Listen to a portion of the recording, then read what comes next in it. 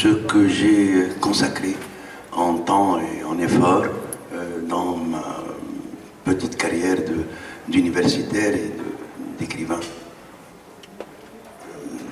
D'abord la citation du pape François. Ici même, en Belgique, le soir, avait consacré à un entretien organisé par l'ULB, l'Université libre de Bruxelles, avait consacré 2 pages, ou 3 je crois.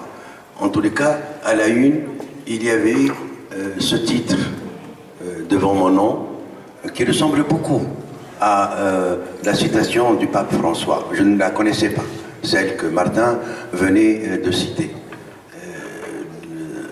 La manchette disait Youssef Seddik, 2 points, je suis un incroyant, mais l'islam est l'honneur de ma mère. Mais on ne tue pas pour l'honneur de quelqu'un, on se fâche, on s'indigne quand un honneur est offensé, l'honneur d'un proche ou d'une maman ou d'un papa est offensé, mais on ne va pas jusqu'à tuer. Peut-être on quitte la place, on quitte la proximité de celui qui a fait cette offense, mais on ne va pas, je pense, jusqu'à tuer, à moins que ce soit l'époque des duels où ce n'est pas tant tuer qu'on veut que se tuer. Surtout lorsqu'on est un intellectuel et lorsqu'on n'a pas beaucoup le génie du maniement des armes. La présentation qu'a faite mon collègue, mon ami, là à l'instant, est tout à fait complète et je ne sais pas par où commencer. Peut-être, comme il a fait chronologiquement, lorsque dans l'adolescence, on avait autour de soi Bernanos, Gide, que j'ai lu très tôt, Hugo, quelquefois une poésie extrêmement dense, comme celle de Valéry, de Rimbaud, etc.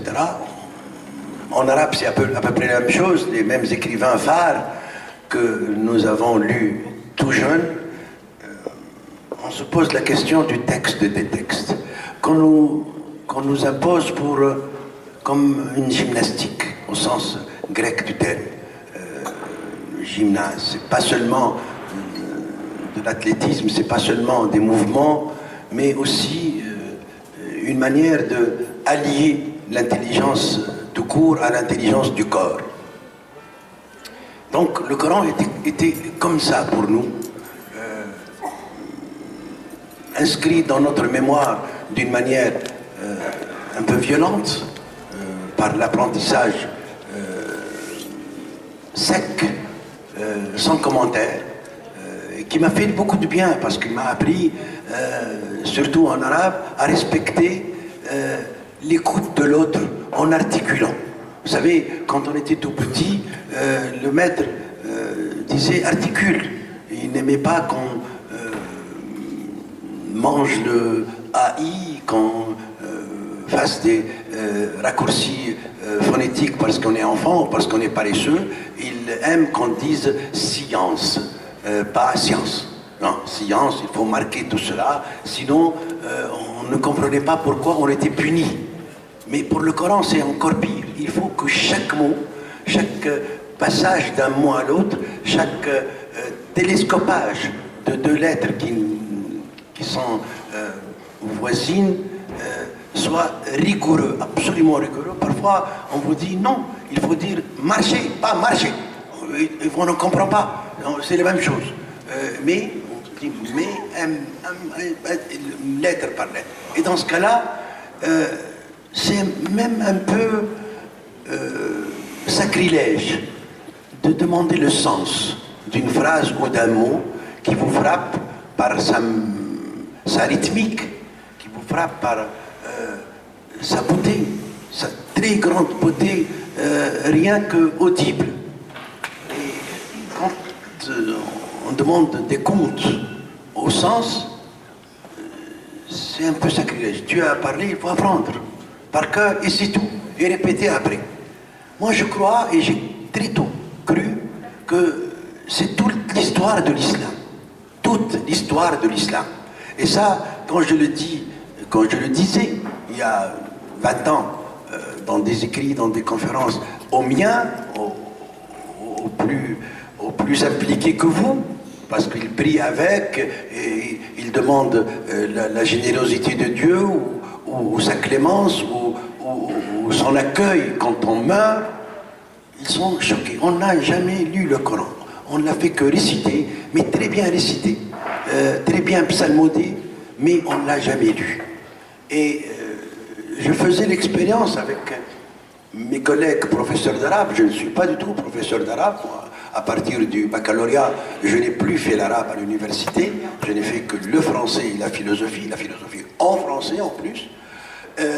Je posais la question, quel est le sens de cette phrase qui est phonétiquement jolie ou impressionnante, tout simplement, théâtralement impressionnante. Et la plupart de mes pères, professeurs, enseignants, ne savaient pas du tout de quoi il s'agit. Ceux qui sont arabisants ici peuvent comprendre que très tard, ou peut-être jamais, on pouvait savoir ce que c'est Ghasiqin idha waqab. Pour vous francophones, ou seulement francophones, c'est la nuit lourde qui tombe d'un coup. C'est très joli. Il y a des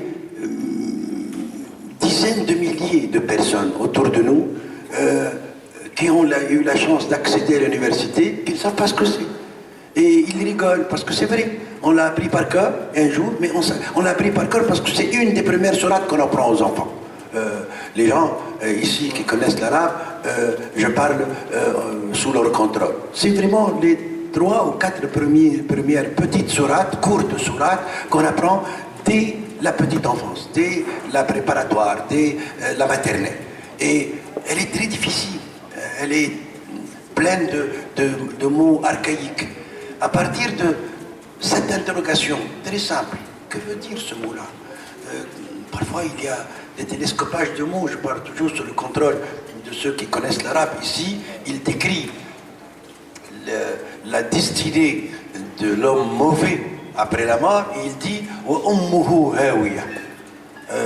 Textuellement, c'est sa mère est ravin, est un ravin, est une fosse profonde. Mais ce n'est pas ça. Ummuhu, ça veut dire là où il va. Amma comme imam. Amma, là où il va, ce serait le ravin. Le ravin de la fournaise, le ravin des enfers, etc. Mais moi, très tard, je pensais que maman était un ravin. Et j'avais très peur pour elle. Je ne savais pas pourquoi. Et la sourate tournait dans ma tête avec un tragique enfantin énorme. Et arrivé à l'âge adulte, après le bac, après une licence, puis une maîtrise de philosophie, ce qu'on appelait à l'époque une maîtrise, un peu l'équivalent du master, j'ai eu un très très grand problème avec l'illustre professeur Jean Poirier, qui était notre professeur de logique à la Sorbonne, qui avait beaucoup d'humour. Parfois, vous savez, quand on est professeur, on a souvent un humour très lourd. On n'examine pas beaucoup la sensibilité de l'enfant, ni ce qu'il peut ressentir, et on met souvent le pied dans le plat avec un enfant. Moi aussi, je me critique quand j'étais prof. J'avais devant moi 30 ou 35 élèves que je considère comme uniformes, et parfois je dis un mot qui rappelle à un individu, un enfant individu, qu'il était orphelin, qu'il venait de perdre sa maman ou perdre son frère ou quelque chose comme ça, et souvent il vient vers l'estrade, vers mon bureau quand la classe est terminée, et il avait les larmes, monsieur. J'avais vraiment mis le pied dans le plat en parlant de la corde dans la maison de Pondu. Et il a parlé de la corde dans la maison de Pondu. C'était le 6 juin 1967, quand les Arabes ont eu cette énorme émulation de la guerre de 6 jours, qui s'est terminée par une défaite énorme. Et je passais l'oral devant lui, et j'avais une chemise kaki que j'ai acheté chez les fripiers, ceux qui vendent les vieux habits. Et elle était kaki, donc avec deux poches, c'était une chemise militaire. Et il a rigolé à la fin de l'interrogation, qui n'était pas très mauvaise, je crois qu'il m'a mis 12 à l'époque. Et il m'a dit, c'est le jour de la grande défaite que vous venez avec un habit militaire. Ça m'a énormément offensé. Individuellement, je m'en foutais de Nasser à l'époque, ou de la défaite du monde arabe, mais cette défaite-là était une défaite personnelle pour chacun d'entre nous. De l'Irak en Mauritanie. C'était une défaite énorme. Jusqu'à maintenant, on en ressent l'effet et peut-être la cicatrice douloureuse. Et j'étais extrêmement humilié. Je ne sais pas ce que j'avais répondu, j'ai oublié. Je n'étais pas du tout impudique ni dans le tac au tac. C'était un grand prof, Jean-Paul Poirier, comme Lévinas qui était notre professeur ou Ferdinand Alquier. Je ne pouvais pas du tout lui répliquer en quoi que ce soit. Je n'avais même pas l'idée d'avoir une réplique. Et je suis sorti dans un café qui s'appelle l'Escolier, à la place de la Sorbonne. Je me suis dit, je ne ferai plus de la philosophie comme on l'a fait avec Leibniz, Spinoza, que j'ai pratiqué énormément, surtout Leibniz, Spinoza, avec Michel Serres à l'époque, Sylvain Zach, les maîtres de l'enseignement de Spinoza et de Leibniz. Et je me suis dit, un jeune Allemand comme moi, ou un jeune Français, ou un jeune Européen en général, pourrait faire ça beaucoup mieux que moi.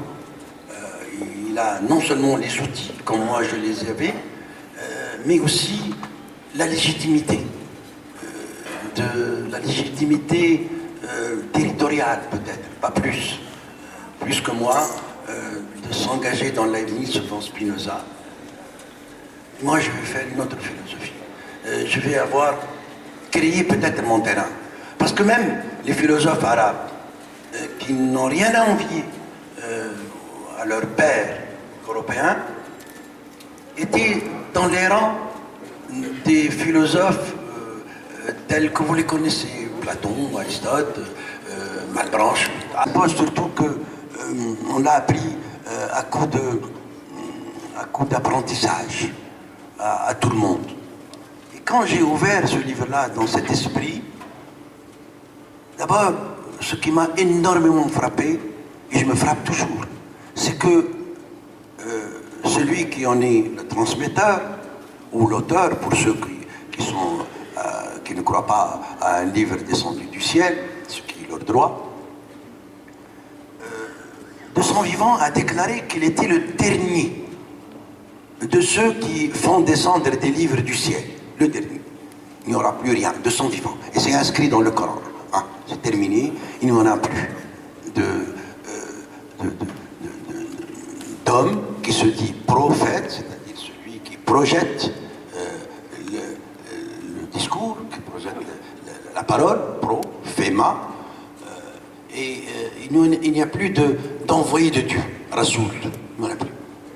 Et l'histoire l'a confirmé, à part les Mours, les Moon, les magiciens de la manipulation, les scientologues, etc., il n'y a plus personne qui s'est dit prophète à la manière de Moïse, de Jésus, de Jonas, etc. Personne. Et donc ça m'a énormément frappé. Comment comme si un avocat disait je suis le dernier avocat de la planète, le dernier médecin de la planète, et que les faits le confirment. Ça m'a énormément frappé. Et pourquoi se disait-il le dernier, et pourquoi le Coran se disait-il le dernier discours venu du ciel et demandant la foi des gens? Et pourquoi cette fulgurance de son expansion dans le monde, soit une expansion politique, territoriale, géographique, militaire, soit une expansion de fidélité. Et ce fait-là, avec un esprit tout à fait détaché, pas du tout dans le pathos. ce phénomène-là m'a énormément frappé. En plus, je me suis penché sur ce livre-là, que je connaissais déjà par cœur, très tôt, à l'âge de 11 ans.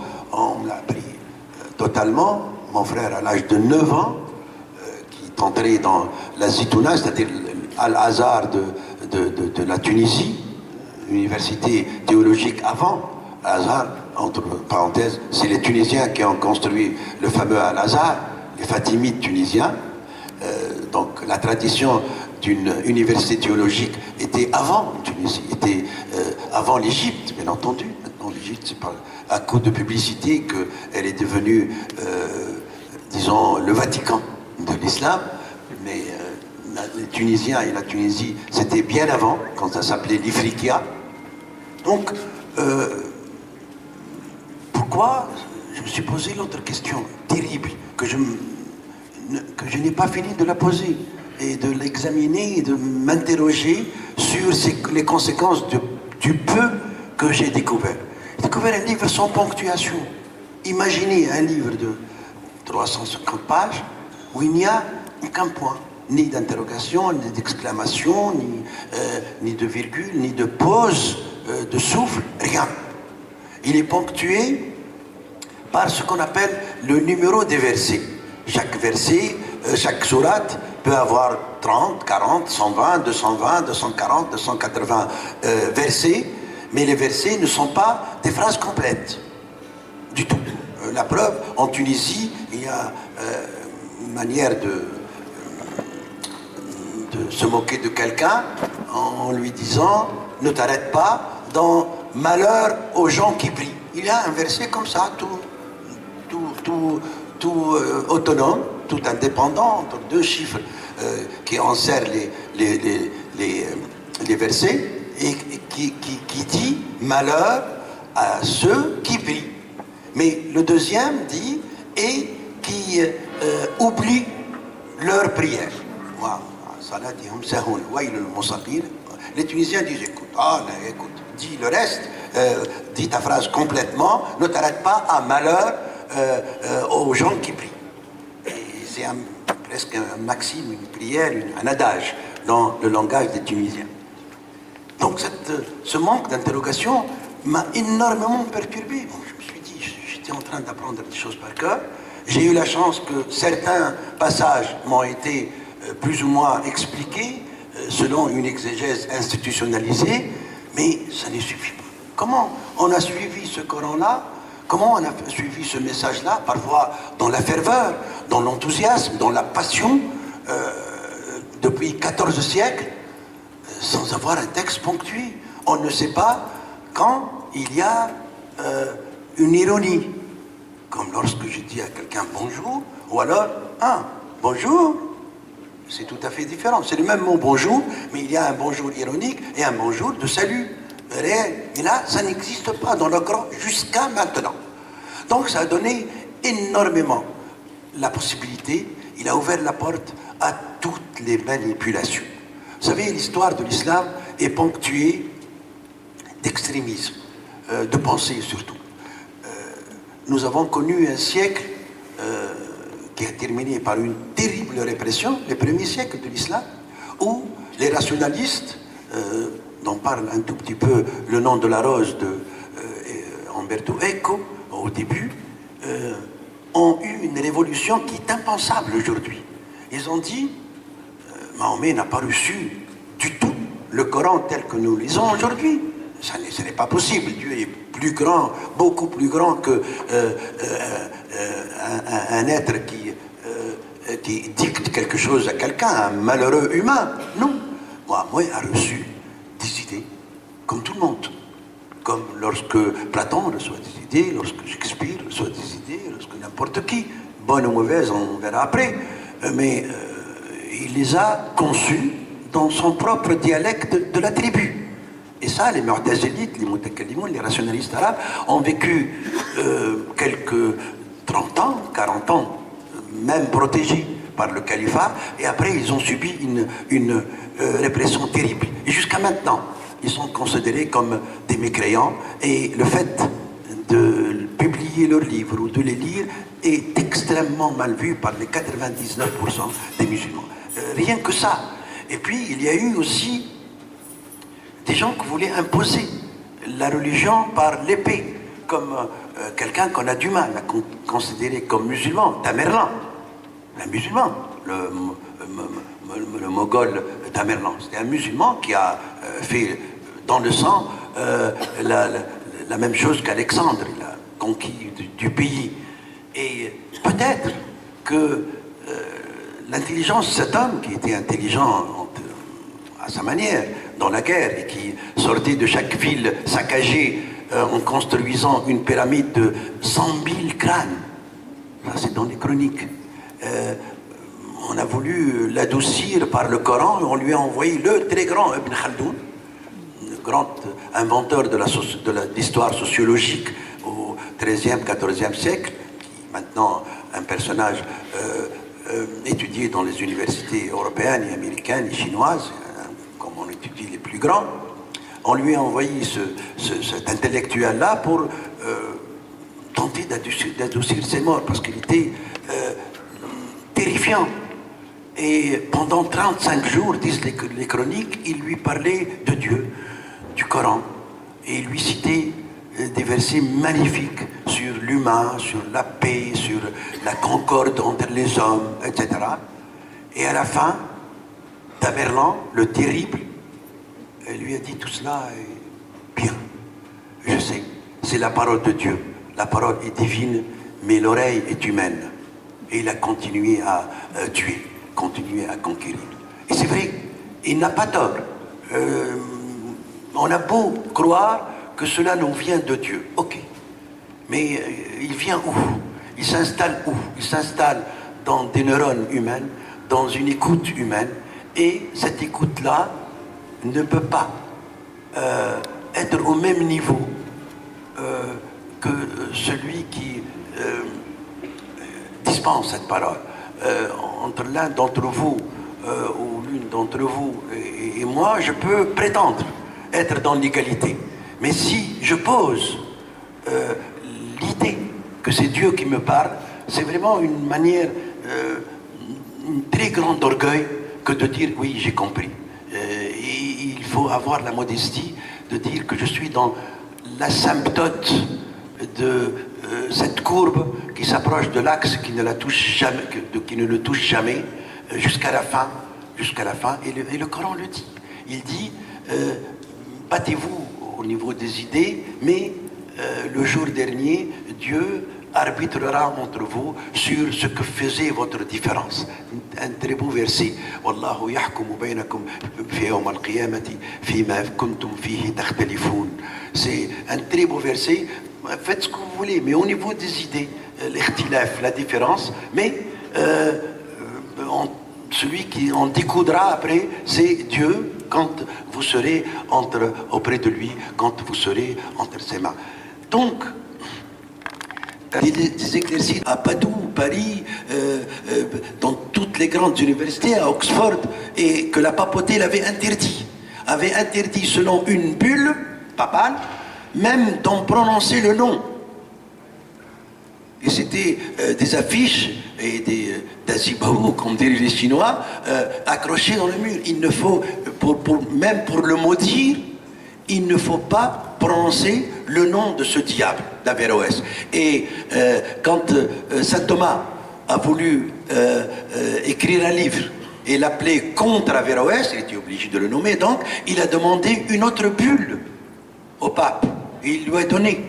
Et il a écrit son livre, qui est traduit dans le Livre-de-Poche maintenant, Contra Averroès, en latin, pour s'opposer à cette pensée qui libérait et l'islam et les autres discours religieux, comme un peu plus tard Spinoza l'a fait dans le Tractatus théologico-politique que vous connaissez certainement, où il a dit oui, mais ça ne peut pas être autre chose que des mythes. Dieu ne s'amuse pas à nous raconter des histoires comme ça. Ce sont des discours qui nous sont nécessaires pour assagir les masses, pour conduire les gens dans une manière de se compléter, de se comprendre, d'attendre la mort et de concevoir l'horizon de la mort, mais pas plus. Pas plus. Dieu est ne nous raconte pas des histoires. Dieu n'est pas une mamie qui nous raconte des histoires ou un papy. Tiens, un papy peut nous raconter des histoires aussi. Et donc, la religion est un discours à la fois rassembleur quand on le prend dans le bon sens et trompeur quand on veut en faire une vérité absolue. Donc, je reste dans ces interrogations, un peu avec vous, quand vous me donnez l'occasion de vous en parler. Et surtout maintenant, nous avons un très grand problème avec cette manière d'impliquer le Coran dans la violence. Je ne veux pas en rajouter. Je ne veux pas en rajouter, je crois que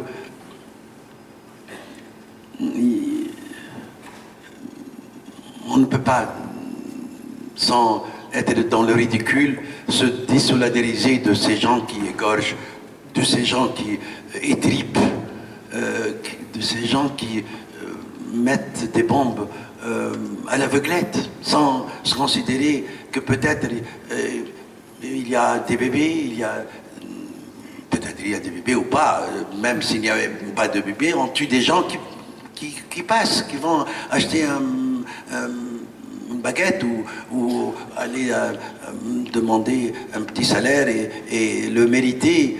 Et ces gens-là, moi, je ne les crois pas du tout traitables par un texte religieux.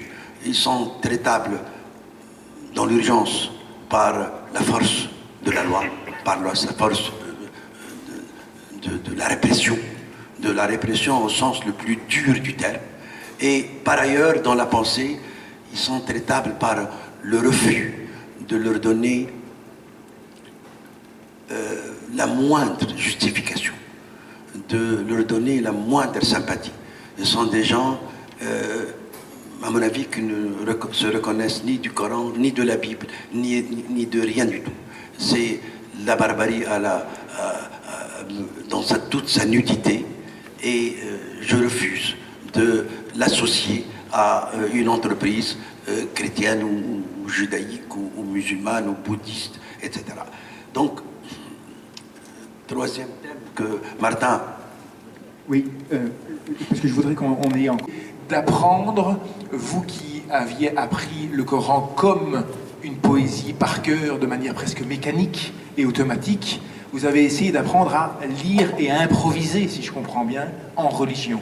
Et la question que je voudrais maintenant vous poser, c'est comment est-ce que, justement, en Tunisie en particulier, comment est-ce qu'on apprend? On a bien vu la difficulté, les chemins de traverse que vous avez dû prendre entre la poésie, la philosophie, la lecture du Coran pour mener ce travail.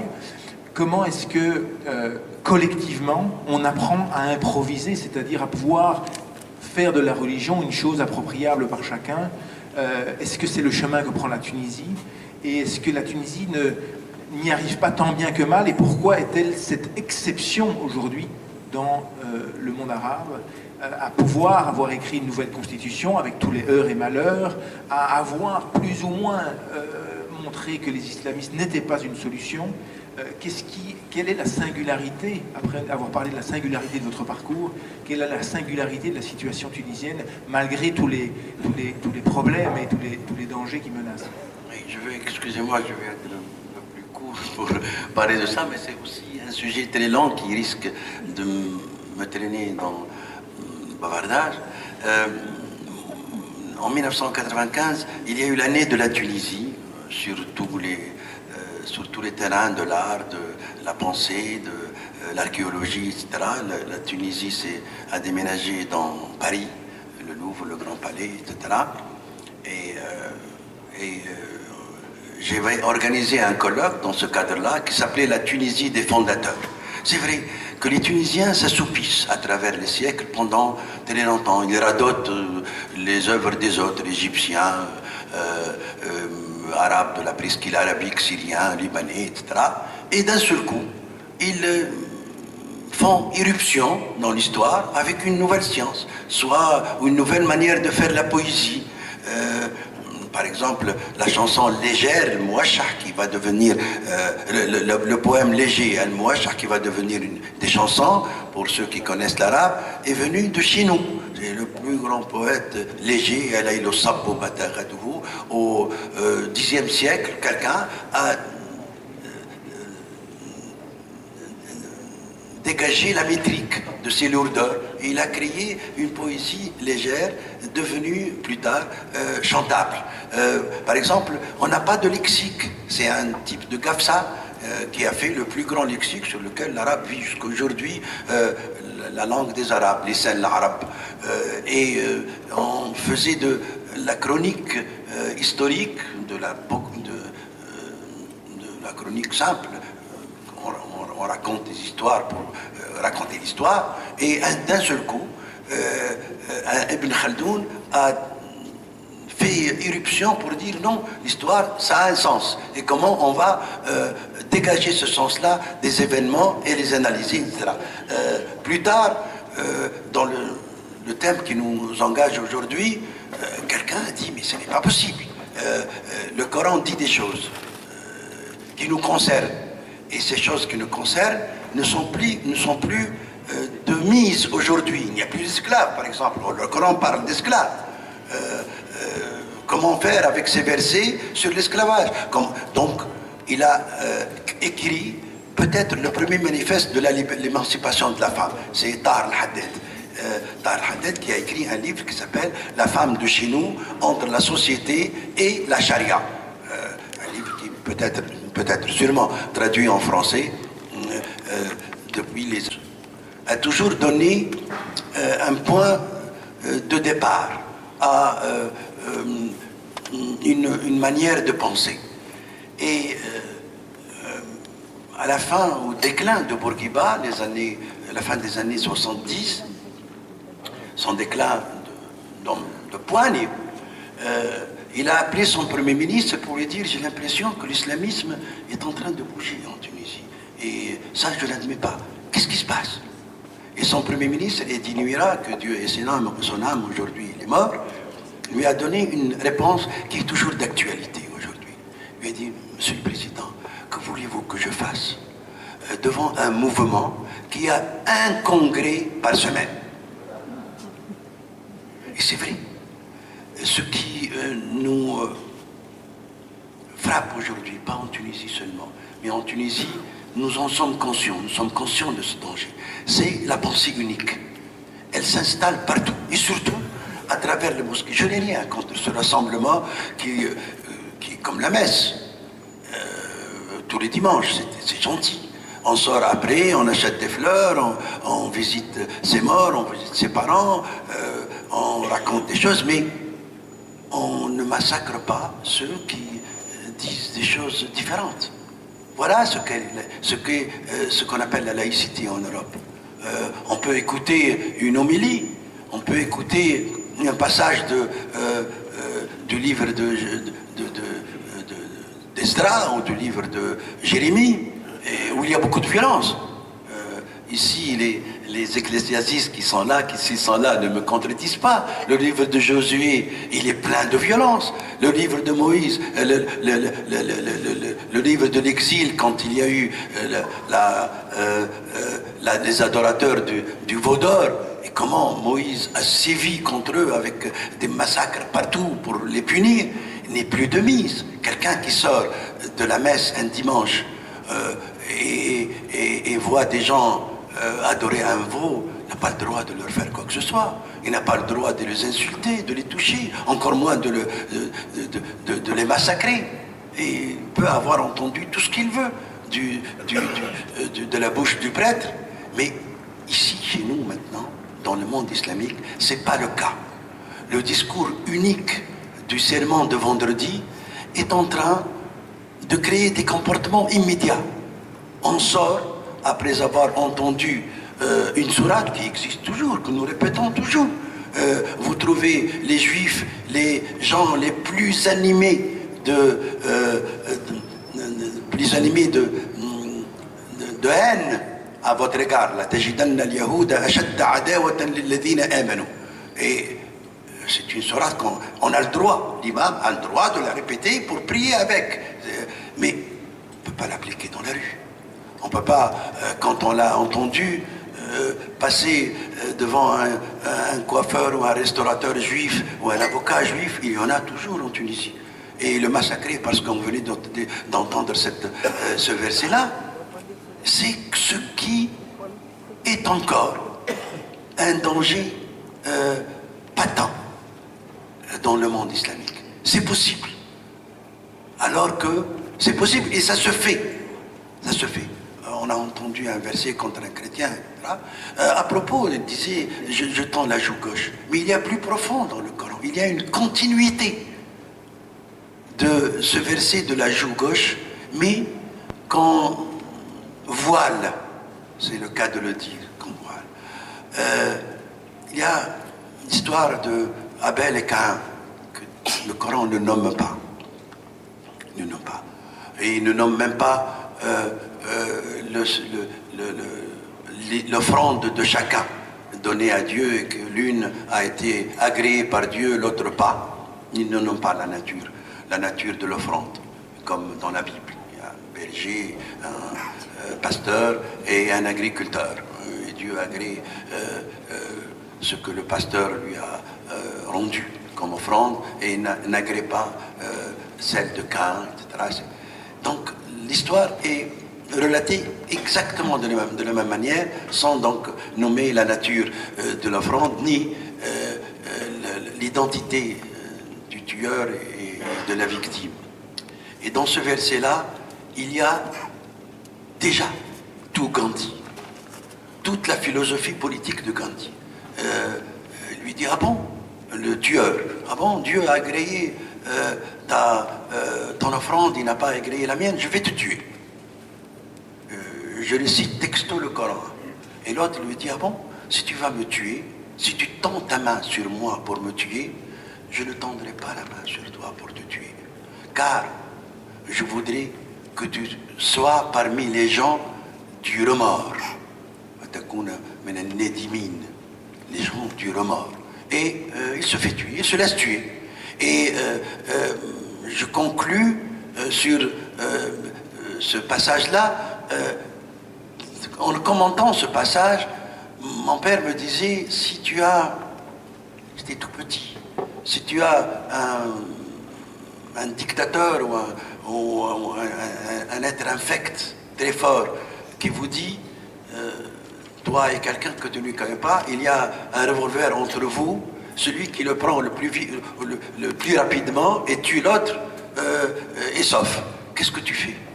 Je dis, mais bien sûr, j'essaye de prendre le revolver avant lui, je me sauve la vie. Et il éclatait de rire. Et ça m'énervait qu'il éclatait de rire. Il se mettait à éclater de rire. Il m'a dit, non, moi je ferai le contraire, je me laisse tuer. Je dis, comment papa, tu te laisses tuer? Il m'a dit, parce que, est-ce que tu peux vivre tranquillement quand tu as tué quelqu'un que tu ne connais pas? Moi, je préfère, de loin, être mort que de vivre longtemps alors que j'ai tué quelqu'un qui ne m'a rien fait. Et ça m'a énormément marqué. Et c'est dans le Coran, mais on le voile. Maintenant, qu'est-ce qui se passe en Tunisie? C'est le discours unique qui doit être cassé. J'ai, il n'y a pas longtemps, il y a un mois ou deux, préconisé, je ne sais pas si tu peux le faire, que la révolution est en danger. Depuis 2 ou 3 ans, elle est en danger parce que nous sommes à la merci de la pensée unique. Merci. Merci beaucoup, monsieur. Païen, et quand je lis ça, il croit contre les païens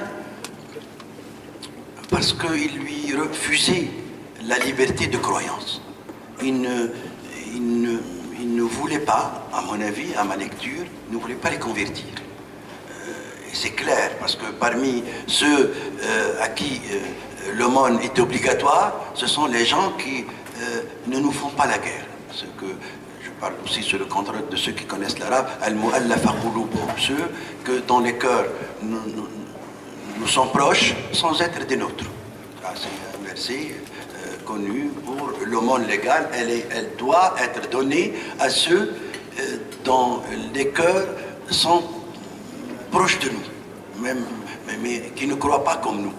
Donc, il y a des tendresses dans l'image de Dieu, des passages très beaux sur la nature de Dieu, comme inaccessible. Dieu est lumière des cieux et de la terre. Sa lumière est comme une niche où il y a une lampe, et cette lampe est jusqu'à l'olivier qui n'est ni occidental ni oriental, et l'huile dont il est nourri, ce feu, cette lumière n'a jamais touché le feu, etc. Un très beau verset, c'est la sourate 24, vous allez avoir beaucoup de tendresse. La sourate 24, verset 35. Lisez-le, c'est un très beau texte. Moi, je l'apprendrai volontiers et je l'expliquerai en l'apprenant aux petits-enfants chinois, français, belges, allemands, parce que c'est un texte d'une universalité, d'une tendresse extraordinaire et qui est tout à fait d'actualité.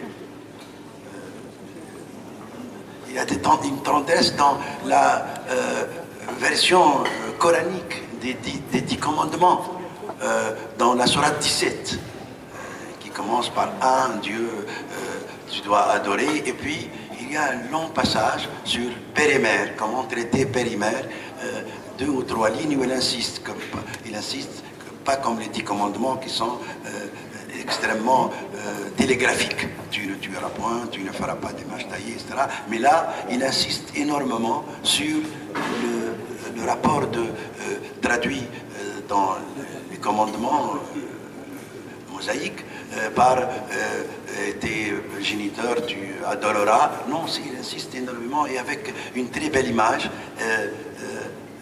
abaisse-leur l'aile de la miséricorde et dit Dieu les rappellera auprès de lui et les soignera comme ils m'ont soigné lorsque j'étais bébé.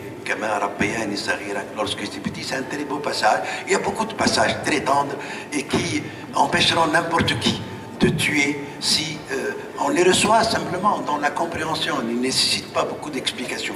Donc, trier dans le Coran ce qui reste. Il y a un très bon verset, il dit Dieu fera partir l'écume et maintiendra dans la terre ce qui sert à la terre. C'est le verset dans la sourate 11 qui s'appelle le tonnerre. Ici aussi, il y a de très beaux passages. Il faudrait un jour peut-être faire un manuel d'extraits, de beaux textes, peut-être pour être honnête aussi, des mauvais textes que je dis moi ponctuels parce qu'ils parlent d'une telle bataille ou tel juif contemporain du prophète, tel chrétien contemporain du prophète, et qui n'engage donc pas l'avenir de ces textes-là, qui reste ponctuel que lorsqu'il y a un article qui a passé son temps et qui ne sert plus à rien, ni à illustrer l'époque, ni à faire loi, encore moins. Donc, moi je crois que tous les textes qui se disent venus du ciel sont tendres, mais aussi tous les textes venus du ciel défendent une conception du divin, et quand on défend quelque chose, on est dans la guerre.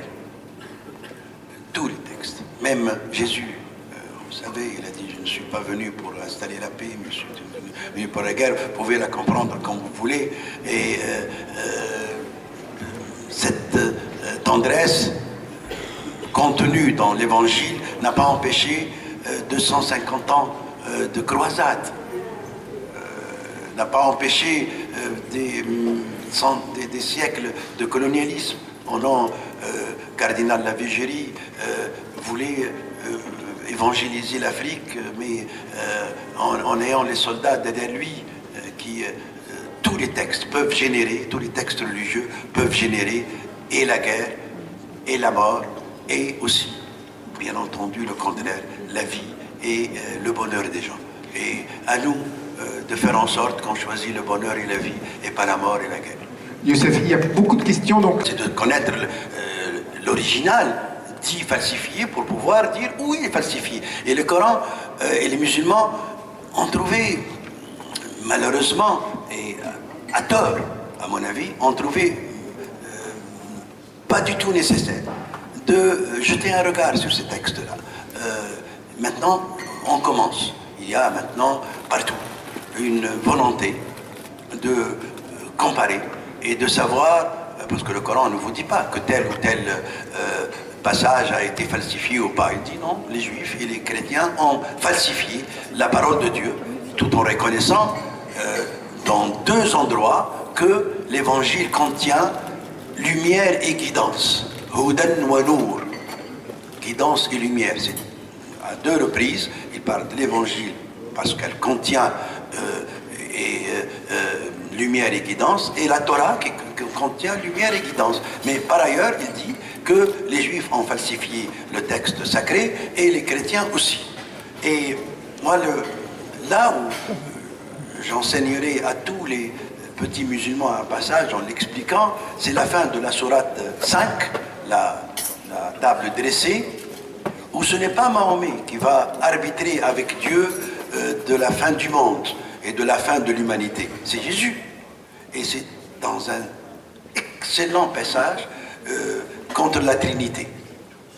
Il interroge Jésus, fils de Marie, comme le Coran le nomme tout le temps. Il lui dit, mais est-ce que, texto, hein, est-ce que c'est toi qui as dit aux gens, prenez moi et ma mère pour des dieux? Et Jésus, en élève impertinent devant Dieu, il dit, mais non, comment voulez-vous que je leur dise ça à votre insu? Vous savez ce que j'ai et je ne sais pas ce que vous avez dans le cœur. Si je l'ai dit, c'est texto, hein, si je l'ai dit, je vous l'aurais su. Eh bien, je n'ai pas dit, je n'ai pas parlé de la Trinité, c'est pas mon problème. Ce qui est historiquement vrai, celui qui a parlé de la Trinité, c'est le concile de Nicée, comme tout chacun sait. L'Évangile ne parle de la Trinité qu'après une interprétation. Tout le monde, après un concile, après Saint-Augustin, ou même contre Arius, etc., ce n'est pas mon métier que Jésus lui-même n'a jamais parlé de la Trinité. Et maintenant, historiquement, on sait que peut-être la crucifixion n'a pas eu lieu. Mais maintenant, ça reste une symbolique énorme pour le catholicisme. Il est très difficile de dire que ce dogme-là est faux pour le chrétien, du moins. Mais c'est un dogme pour le chrétien, une image symbolique fixe qu'on ne doit pas contester sous peine de ne pas respecter cette religion, de ne pas respecter ces gens. Mais le Coran est parti contre, théoriquement, en guerre contre le concile de Nicée et pas contre le christianisme. Donc, il y a beaucoup de tendresse et à l'égard de Moïse qui est prononcé, nommé 512 fois dans le Coran, et Jésus 57 fois, mais en insistant que Dieu a créé autant Adam que Jésus de terre, glaise, et il a soufflé en son âme, etc., etc. Il refuse l'idée de la divinité de Jésus. Mais il maintient Jésus comme un des piliers de la religion. Vous savez, quand le pape Jean-Paul II est parti en Syrie, il a visité l'une des premières mosquées du monde islamique, historiquement, la mosquée des Omeyyades, et quand il est sorti, espiègle qu'il était, plein d'humour qu'il était, Jean-Paul II, il a posé la question au président, il lui a dit, Monsieur le Président, combien il y a de chrétiens en Syrie? Et le président de la République lui a dit 24 millions, la totalité des habitants de la Syrie. Et le pape a souri en croyant à une ironie, et le président, qui peut être actuel, hein, qui peut avoir de l'humour, lui a dit, oui, Monsieur le Président, c'est pas tellement de l'humour, c'est une vérité. Oui, Monsieur le Président, n'est pas musulman celui qui ne croit pas à Jésus. Et donc, tout cela, on doit le retrouver. Jésus, c'est un des fondements de notre croyance comme musulmans. Moïse, Jésus, Jonas, Abraham, bien sûr. Et ça, il faut le réinstaller dans l'esprit de notre jeunesse. Merci Youssef. Encore 2 questions, donc il nous reste 5 minutes. Il est vraiment terrifiant et n'existe pas dans le Coran. Le Coran recommande pour celle qui a commis l'adultère comme celui qui a commis l'adultère, également dans le même verset, 10 coups de flagellation, 100 coups de flagellation, tout à fait clairement. Et pour le voleur, oui, l'amputation de la main. C'est tout à fait clair et net, un verset très clair et net. Mais c'est vrai, comment maintenant empêcher quelqu'un d'appliquer le Coran, comme surtout quand il a le pouvoir, parce que c'est tout à fait clair, et comment ne pas s'indigner d'une imputation, dire que c'est la nature de l'époque qui a fait que on sanctionne ce genre de délit, la nature de l'époque. Et donc, cette époque-là est terminée, il faut changer. Par exemple, beaucoup d'écrivains ont montré que l'amputation de la main est explicable par le fait qu'il n'y avait pas de prison, qu'on ne pouvait rien faire d'autre que marquer dans son corps le voleur. Mais maintenant qu'on peut priver pour un moment un voleur de sa liberté, l'amputation de la main doit être supprimée comme quelque chose de révolu. L'application, au moins, l'application de la sanction contre l'adultère doit être appliquée aux deux. Et quelle que soit la nature de cette punition, mais là on considère dans les sociétés islamiques, partout, que ce qu'a fait un homme viril est un exploit, alors ce qu'a fait la femme avec lui, avec le même homme, est une honte et quelque chose qui doit être puni. Déjà, il faudrait que les sociétés islamiques reviennent à l'idée qui est dans le Coran, que la sanction vaut pour les deux.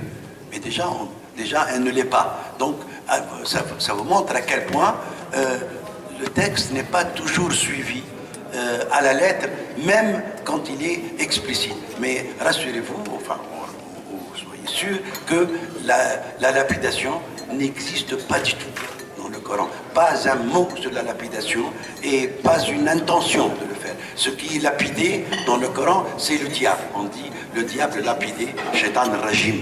Rajim, celui qui mérite la lapidation. Mais la loi ne contient pas la lapidation, pas une allusion dans le Coran à la lapidation. Ce que Tariq Ramadan aurait dû dire à Sarkozy quand ils avaient cette confrontation. Au lieu de lui dire nous avons besoin d'un moratoire pour la lapidation, c'était beaucoup plus simple de dire que le Coran ne préconise à pour l'adultère. Merci, Youssef. Une toute dernière question.